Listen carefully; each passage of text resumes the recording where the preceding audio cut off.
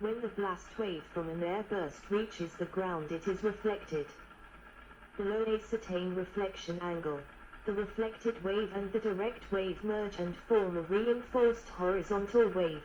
This is known as the Mach stem, named after Ernst Mach, and is a form of constructive interference.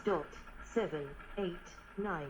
This phenomenon is responsible for the bumps or knees in the above overpressure range graph.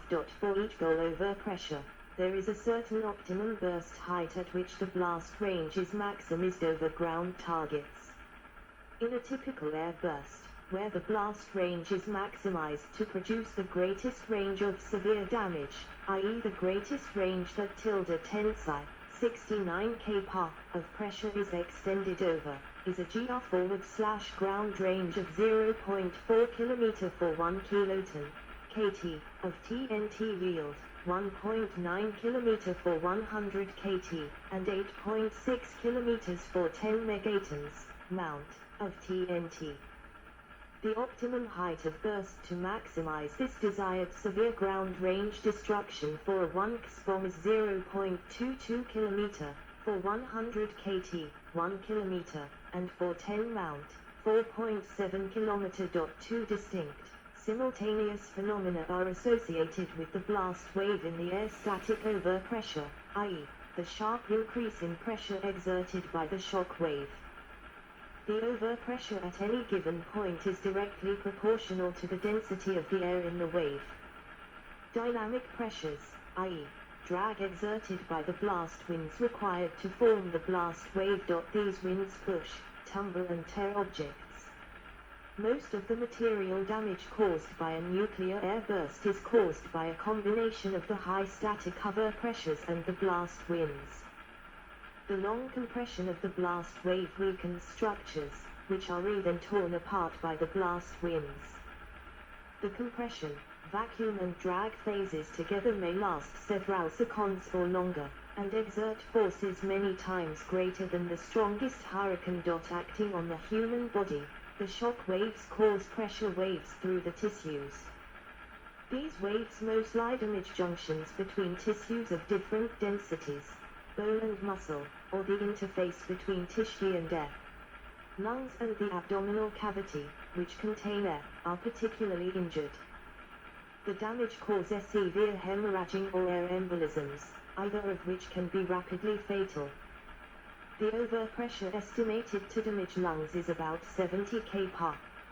Some eardrums would probably rupture around 22 kPa, 0.2 atom, and half would rupture between 90 and 130 kPa, 0.9 to 1.2 atom. Blast winds. The drag energies of the blast winds are proportional to the cubes of their velocities multiplied by the durations. These winds may reach several hundred kilometers per hour. Thermal radiation. Nuclear weapons emit large amounts of thermal radiation as visible, infrared, and ultraviolet light, to which atmosphere is largely transparent. This is known as flash. 10. The chief hazards are burns and eye injuries. On clear days, these injuries can occur well beyond blast ranges, depending on weapon yield. 3. Fires may also be started by the initial thermal radiation, but the following high winds due to the blast wave may put out almost all such fires, unless the yield is very high, where the range of thermal effects vastly.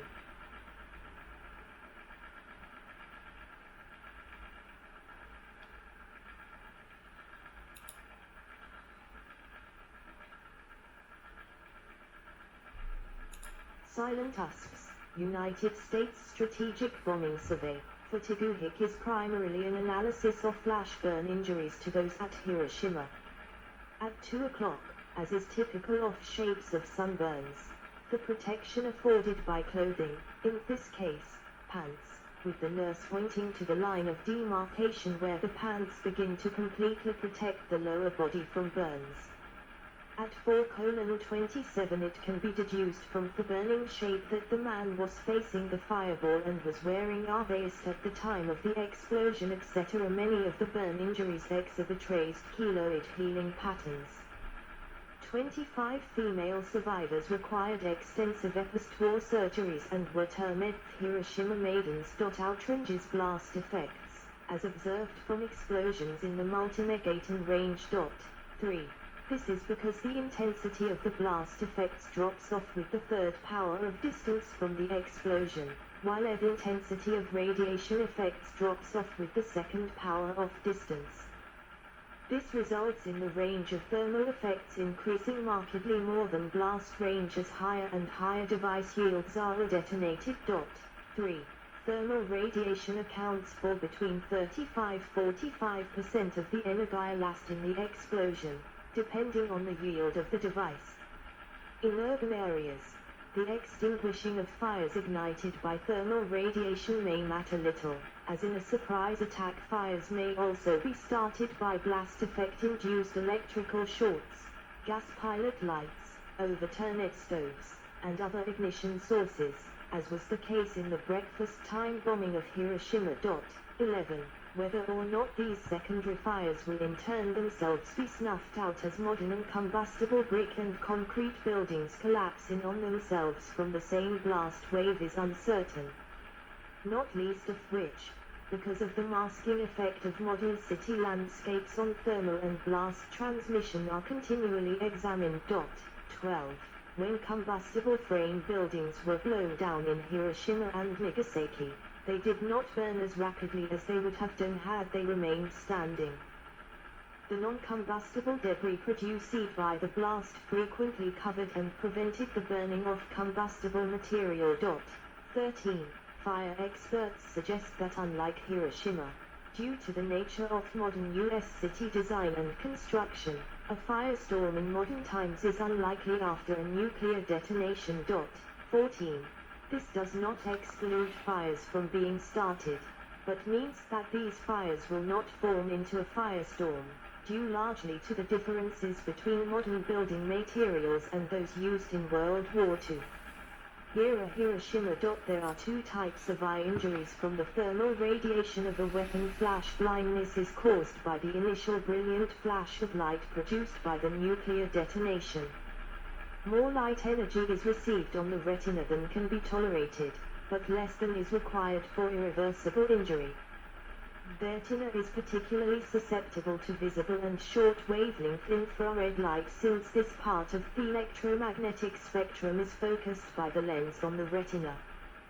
The result is bleaching of the visual pigment and temporary blindness for up to 40 minutes. A retinal burn resulting in permanent damage from scarring is also caused by the concentration of direct thermal energy on the retina by the lens. It will occur only when the fireball is actually in the individual's field of vision and would be a relatively uncommon injury. Retinal burns may be sustained at considerable distances from the explosion.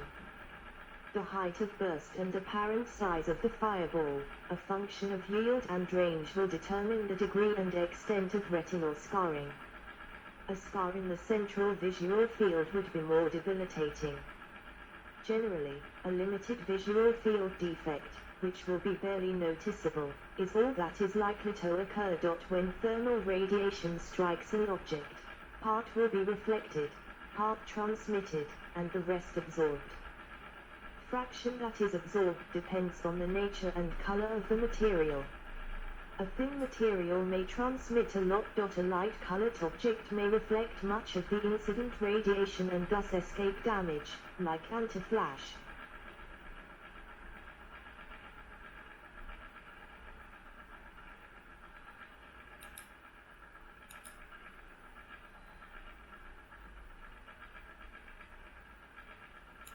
Burns visible on a woman in Hiroshima during the blast. Darker colors of her kimono at the time of detonation correspond to clearly visible burns on the skin with touched parts of the garment exposed to thermal radiation. Since kimono are reno form-fitting attire, some parts not directly touching her skin are visible as breaks in the pattern, and tighter fitting areas approaching the waistline have a much more well-defined pattern. White paint. The absorbed thermal radiation raises the temperature of the surface and results in scorching, charring, and burning of wood, paper fabrics, etc. If the material is a poor thermal conductor, the heat is confined to the surface of the material. The actual ignition of materials depends on how long the thermal pulse lasts and the thickness and moisture content of the target. Near ground zero, the energy flux exceeds 125 J/centimeter 2. What can burn, will. Farther away, only the most easily ignited materials will flame. Incendiary effects are compounded by secondary fires started by the blast wave effects, such as from upset stoves and furnaces. In Hiroshima on the 6th of August, 1945, a tremendous firestorm developed within 20 minutes after detonation and destroyed many more buildings and homes built out of predominantly flimsy wooden materials. 11. A firestorm has gale force winds blowing in towards the center of the fire from all points of compass. It is not peculiar to nuclear explosions, having been observed frequently in large forest fires and following incendiary raids during World War II. Despite fires destroying a large area of the city of Nagasaki, no true firestorm occurred in the city, even though a high-yielding weapon was used. Many factors explain this seeming contradiction, including a different time of bombing than Hiroshima, terrain, and crucially, a lower fuel-loading forward/fuel density in the city than that of Hiroshima. Nagasaki probably did not furnish sufficient fuel for the development of a firestorm as compared to the many buildings and the flat terrain at Hiroshima. 15. As thermal radiation travels, more or less, in a straight line from the fireball, unless scattered, any opaque object will produce a protective shadow that provides protection from flash burn. Depending on the properties of the underlying surface material, the exposed area outside the protective shadow will be either burned to a darker color, such as charring wood, 16, or a brighter color, such as asphalt. 17. If such a weather phenomenon as fog or haze is present at the point of the nuclear explosion, it scatters the flash, with radiant energy then reaching burn-sensitive substances from all directions. Under these conditions, opaque objects are therefore less effective than they would otherwise be without scattering, as they demonstrate maximum shadowing effect in an environment of perfect visibility and therefore zero scatterings.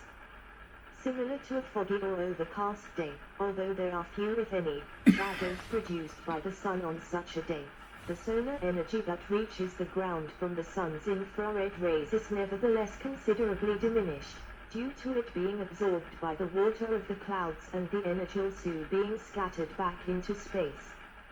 Analogously, so too is the intensity at a range of burning flash energy attenuated, in units of J/centimeter 2, along with the slant/horizontal range of a nuclear explosion, during foggless conditions. So despite any object that casts a shadow being rendered ineffective as a shield from flash by fog or haze, due to scattering, the fog fills the same protective role, but generally only at the ranges that survival in the open is just a matter of being protected from the explosion's flash energy. 18. The thermal pulse also is responsible for warming the atmospheric nitrogen close to the bomb and causing creation of atmospheric NOx smog components. This, as part of the mushroom cloud, is shot into the stratosphere where it is responsible for dissociating ozone there, in exactly the same way as combustion.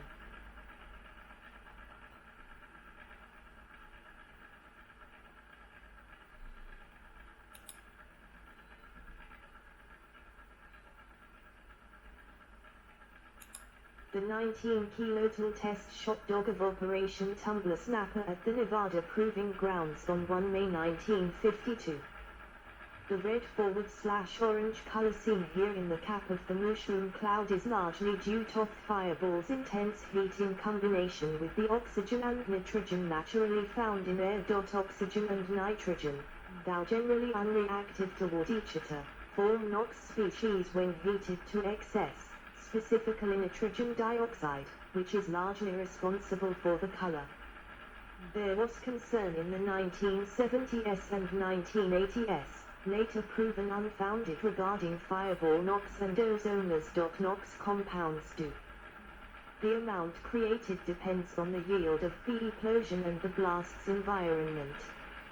Studies done on the total effect of nuclear blasts on the ozone layer have been at least tentatively accelerating after initial discouraging findings.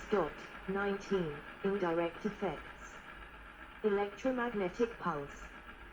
Gamma rays from a nuclear explosion produce high-energy electrons,